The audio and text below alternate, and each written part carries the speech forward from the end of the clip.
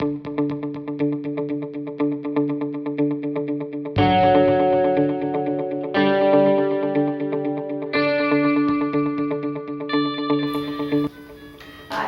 ನಮಸ್ಕಾರ, welcome back to my channel Kannada mom talks. ಇವತ್ತಿನ video ನನಗೆ ತುಂಬ ಸ್ಪೆಷಲ್, ಯಾಕಂದರೆ 1000 ಸಬ್ಸ್ಕ್ರೈಬರ್ಸ್ ಕಂಪ್ಲೀಟ್ ಆಗಿದೆ. ಸೊ ಎಲ್ಲದಕ್ಕಿಂತ ಮುಂಚೆ ನಾನು ನಿಮಗೆ ಥ್ಯಾಂಕ್ ಯು ಹೇಳಬೇಕು. ನನ್ನ ವ್ಯೂವರ್ಸ್ಗೆ ನಿಮ್ಮ ಕಮೆಂಟ್ಸ್ ಆಗಲಿ, ಲೈಕ್ಸ್ ಆಗಲಿ, ಪ್ರತಿಯೊಂದು ನನಗೆ ತುಂಬಾ ಖುಷಿ ಕೊಟ್ಟಿದೆ. ಆ್ಯಂಡ್ ಈಗಷ್ಟೇ ನಾವು ಜರ್ನಿ ಶುರು ಮಾಡಿದ್ದೀವಿ.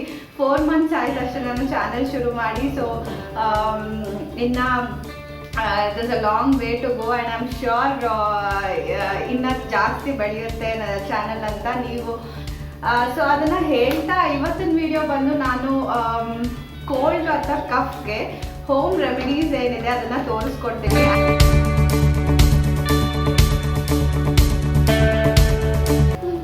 ಈ ಥರ ಕುಟ್ಟ ತಗೊಂಡಿದ್ದೀನಿ. ಇದಕ್ಕೆ ಸುಮಾರು 8-10 ಮೆಣಸು ಹಾಕೋತಾ ಇದ್ದೀನಿ.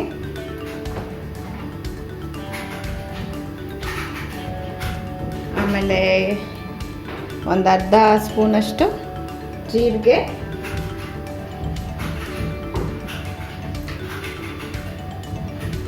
ಮತ್ತು ಒಂದಿಷ್ಟು ಶುಂಠಿ, ಒಂದಿಷ್ಟು ಚಕ್ಕೆ ಮತ್ತು ಲವಂಗ.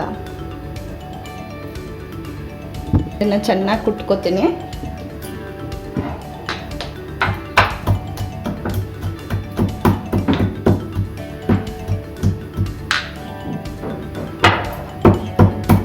ಜೀರಿಗೆ, ಮೆಣಸು ಮತ್ತು ಶುಂಠಿ ಏನಿದೆ ಇದರಲ್ಲಿ ತುಂಬಾ ಆ್ಯಂಟಿ ಬ್ಯಾಕ್ಟೀರಿಯಲ್ ಮತ್ತು ಯಾವ ಥರ ಆಗಲಿ ಕೆಮ್ಮು ಅಥವಾ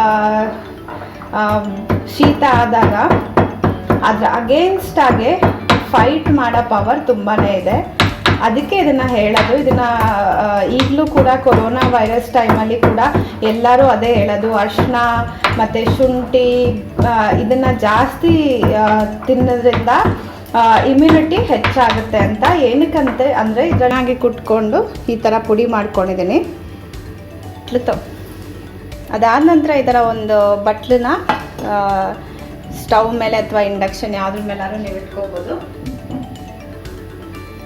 ಗ್ಲಾಸಲ್ಲಿ ಸ್ವಲ್ಪ ಇಷ್ಟು ಕಾಲು ಭಾಗಕ್ಕಿಂತ ಕಮ್ಮಿ ನೀರನ್ನ ತಗೊಂಡು ಏನು ಪುಡಿ ಮಾಡ್ಕೊಂಡಿದ್ದೀನಿ ಅದನ್ನು ಪಾತ್ರೆಗೆ ಹಾಕೋತೀನಿ. ನೀರು ಹಾಕ್ಕೊಂಡು ಸ್ವಲ್ಪ ಅರಿಶಿನ,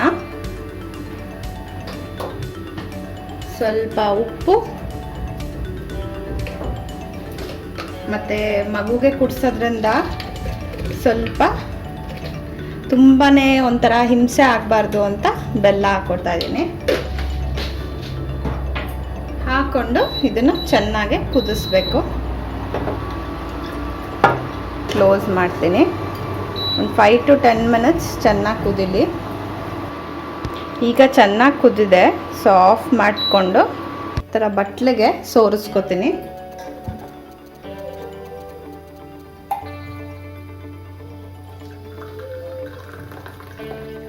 ನೋಡಿ ಇಷ್ಟು ಕ್ವಾಂಟಿಟಿ ಆಯಿತು.